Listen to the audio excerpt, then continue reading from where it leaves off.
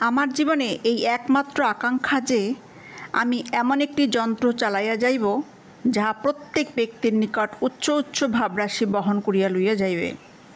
তারপর পুরুষই হোক আর নারীই হোক, নিজেরাই নিজেদের ভাগ্য রচনা করিবে। আমাদের পূর্বপুরুষগণ এবং অন্যান্য জাতি জীবনের গুরুতর সমস্যার সমূহ সম্বন্ধে কী চিন্তা করিয়াছেন, তাহা সকলে জানুক।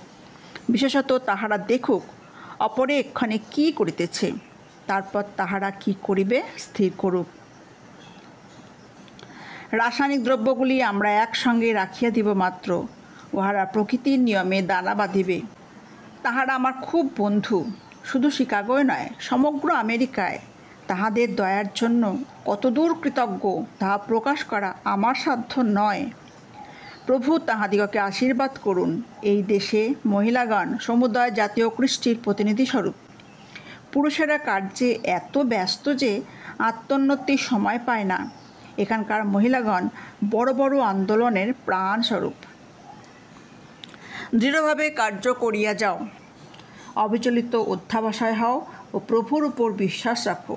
কাজে লাগো। আমাদের কার্যে মূল কথাটা সর্বদা মনে রাখিবে, ধর্মে এক বিন্দুও আঘাত না করিয়া জনসাধারণের উন্নতি বিধান।